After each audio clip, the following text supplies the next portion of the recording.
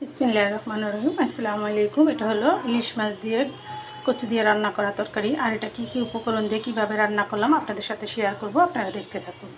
হ্যাঁ, এটার সাথে আমি পেঁপে ভাজিও করছি। এই যে পেঁপে ভাজি দেখেন কত সুন্দর কালার চলে আসছে। আপনারা ওরকম করে সুস্বাদু ভাজি রান্না করে খেয়ে দেখবেন। আর আমার ভিডিওটি দেখে ভালো লেগে থাকলে অবশ্যই একটা লাইক, একটা কমেন্ট, একটা শেয়ার করে দেবেন। বিসমিল্লাহির রহমানির রহিম। আসসালামু আলাইকুম। আজকে রান্না হবে কচু দিয়ে ইলিশ মাছ। আর এই কচুটা হলো কাঠকচু। এই কাঠকচু দিয়ে ইলিশ মাছ দিয়ে রান্না করা হবে আর আপনাদের সাথে শেয়ার করব। আর করব পেঁপে ভাজি। আর আমি এগুলো কেটে নিই। রান্না করতে সব গুছিয়ে গেছে নিতে হয়, আর সব কিছুই আমি একা হাতেই করি। আমার রান্নাঘরটা একদম ছোট, আপনাদের সাথে পুরাটাই শেয়ার করতে পারি না। আমার যাই কিছু করি আপনাদের সাথে শেয়ার করি, আপনারা দেখতে থাকুন।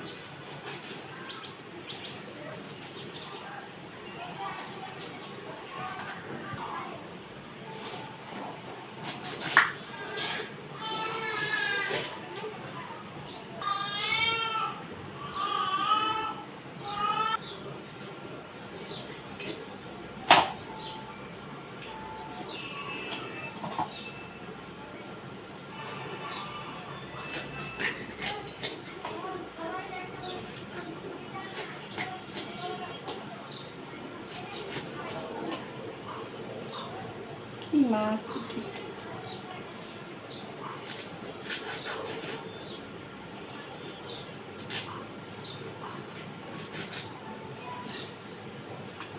এক টুকরা মাছ হয়েছে, লেজ মাথা।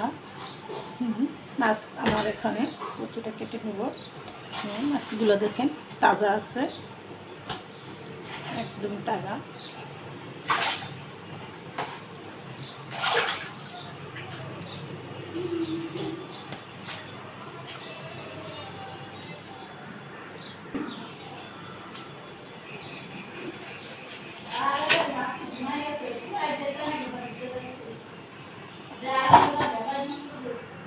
কোটা কাটা শেষ করে চলে আসছি, রান্না করব।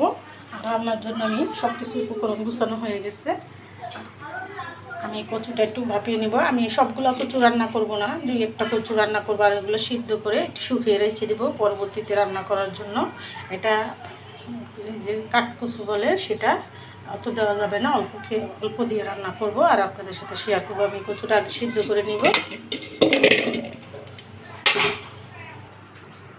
আমি এখান করে তেল দিয়ে দিলাম, মাছটা কষিয়ে নেব। দিয়ে দেবো পরিমাণ মতো পেঁয়াজ।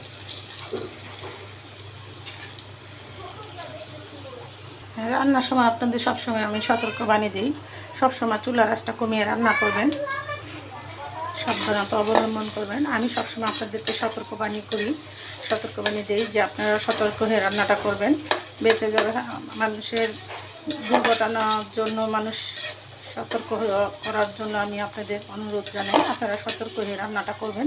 সবসময় চুলা থেকে দূরে সরে রান্নাটা করবেন। আর বিপদে এড়িয়ে চলবেন। বেঁচে যাবে হাজার হাজার জীবন, বেঁচে যাবে লাখ লাখ টাকা। আর আমি বয়স্ক মানুষ, আমার কথা উল্টাপাল্টা হয়, আপনারা এটা মাইন্ডে নেবেন না, আপনারা ক্ষমা দৃষ্টিতে দেখবেন। আর আমি সবার রান্নাই দেখি, সবারটাই আমার কাছে ভালো লাগে, সবারটাই আমি করি। আমারটাও সবাই ভালোবাসে, আমি জানি। আর সবার রান্নার সাথে আমার রান্নার সাথে মিলবে না। সবার রান্না আমার চেয়ে অনেক সুন্দর সুন্দর পাইসি রান্না করে, অনেক ভালো, অনেক সুন্দর রান্নাই করে, আমি দেখি। আমি অনেক কিছু ইউটিউব থেকেই শিখি, ফেসবুক থেকেও শিখি। শিখার অনেক কিছু আছে, শিখার কোনো বয়স নেই। আর আমার রান্নাটা আপনারা যারা পছন্দ করেন অবশ্যই আমার রান্নাটা ফলো করবেন, রান্না করবেন এরকম করে। আমি এখন বাকি মশলাগুলো দিয়ে দিব। আমি পেঁয়াজটা বেরেস্তা করবো না, এটা ইলিশ মাছের জন্য বেরেস্তা করতে হয় না। আর আমরা ইলিশ মাছের তেজপাতা গরম মশলা এগুলো খাই না। কে খান সেটা জানি না, কিন্তু আমরা খাই না। আর আমি যেরকম রান্না করি, আমার মা চাচিরা রান্না করতো সেরকমই রান্নাটা করি। এনে 1 চামচ হলুদের ফাঁকি দিয়ে দিলাম 1 চামচ মরিচের ফাঁকি, আর দিয়ে দেবো স্বাদ মতো লবণ।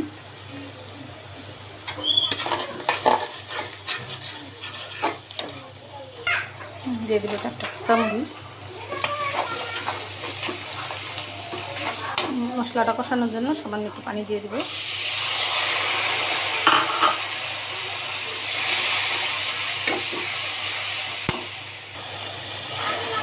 মাছটা কষা হয়ে গেছে, মশলাটা কষা হয়ে গেছে, আমি এখন মাছটা দিয়ে দিব।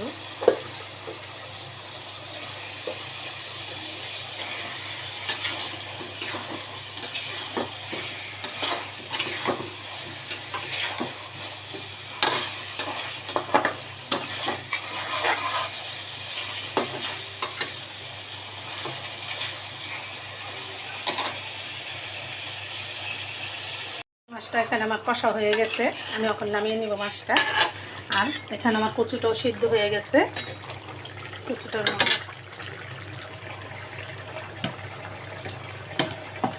কচুটা ভালো করে সিদ্ধ করে নিতে হবে, না তো গলা চুলকাইতে পারে।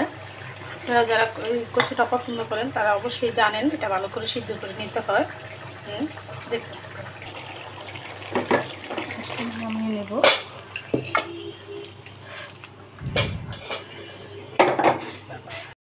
এখন আমার প্রয়োজন মতো কচুগুলো উঠিয়ে নিব, আর ওগুলো সিদ্ধ হতে থাক। কটাটাই আমার হয়ে যাবে।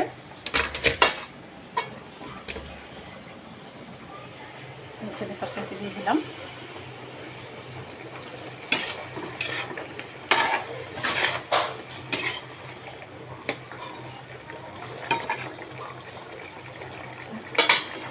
এখন মাছগুলো দিয়ে দিব। আর আমার প্রয়োজন মতো আমি সব কিছু দিয়ে নিচ্ছি। আর কীভাবে কী উপকরণ দিয়ে রান্নাটা করলাম আপনাদের সাথে পুরোটা স্টেপে শেয়ার করলাম। আপনারা আমার ভিডিওটা না টেনে পুরোটা স্টেপে দেখবেন। আর এরকম করে সুস্বাদু ইলিশ মাছের কচু দিয়ে রান্না করে খেয়ে দেখবেন। দেখেন কত সুন্দর আমার মতো গলে গেছে। হ্যাঁ, এখানে আমার রান্নাটা হয়ে গেছে। আমি আর আপনার ভিডিওটা বড় না করে এখানে রেখে দেবো। আসসালামু আলাইকুম। দিয়ে দেবো আমার পরিমাণ মতো সব কিছু। আপনারা ওরকম সুস্বাদু রান্না করে খাবেন।